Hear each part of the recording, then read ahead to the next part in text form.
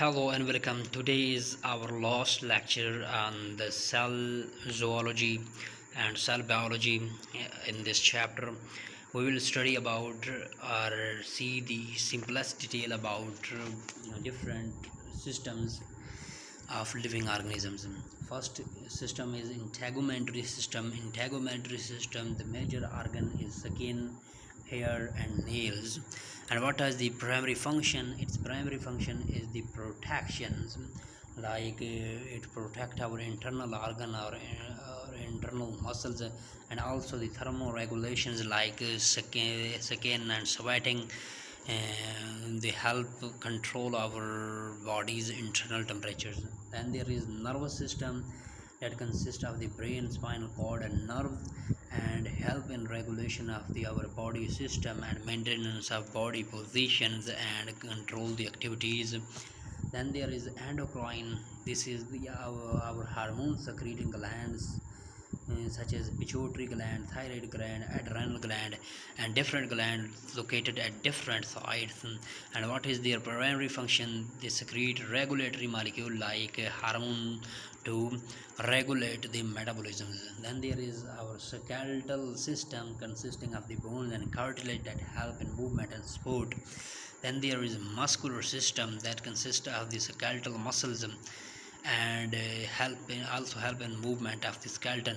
Then there is the circulatory system that consists of the heart, blood vessels and lymphatic vessels that help in blood movement of the blood and lymph throughout the body. Then there is the immune system that consists of the bone marrow and lymphoid organs and help in defense of our body. Then there is the respiratory system that consists of the lungs and airways and help in gaseous exchange. Urinary system consists of the kidney, urethra, and consists of regulation of the blood volume. Like when we urinate, we decrease our blood volume, and when there is excess fluid in our body, then urine production increases, and when there is dehydration, urine production decreases, and there may be a concentrated urine. And they are also composed of also help in composition of extracellular matrix. Then there are the digestive system consisting of the mouth, stomach, intestine, liver, gallbladder, small intestine, large intestines, pancreas, help in breakdown of food and digestion of food and absorption of the food. Then there is the reproductive system consists of the gonads, the external genitalia, associated gland and ducts of the endocrine system, and help in continuation of human and production of the new life. Then we will study about evolutionary insights, a very beautiful concept about the evolution. Like in early ages, like 3.5 billion year ago to 2.5 billion a year ago, there were only prokaryotic organisms consisting of archaea and bacteria.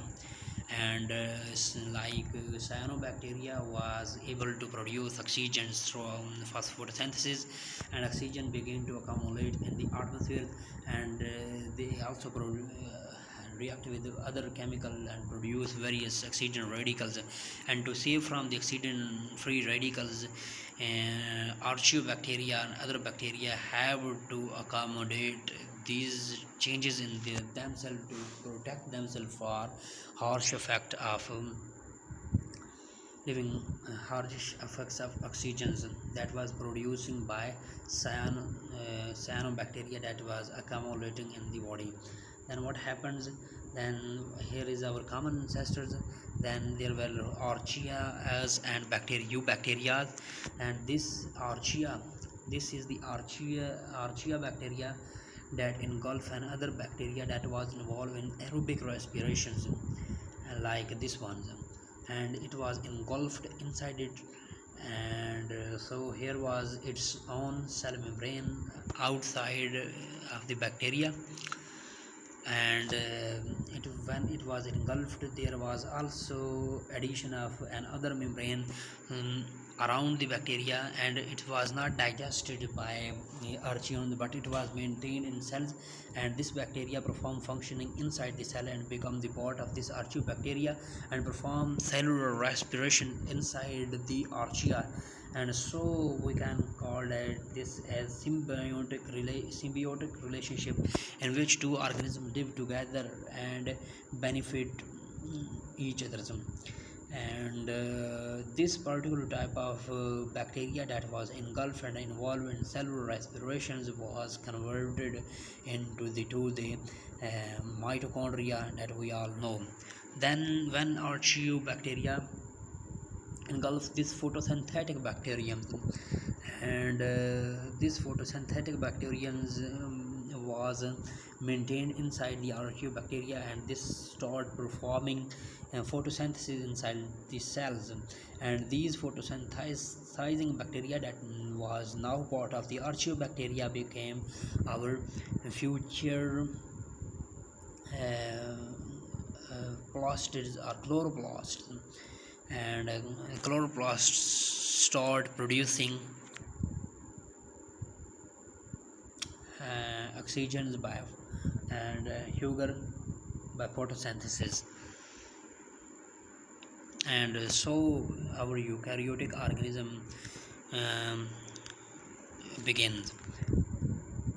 There was common ancestors of organism, then host archaeons with internal membrane and cytoskeleton. Yes, and there is the photosynthetic bacteria, and there is the aerobic bacteria. Aerobic bacteria was converted into mitochondria, and photosynthesis bacteria was converted into the chloroplasts, and this is called symbiotic relationship. And mitochondria and chloroplast are also called symbiotic organelles.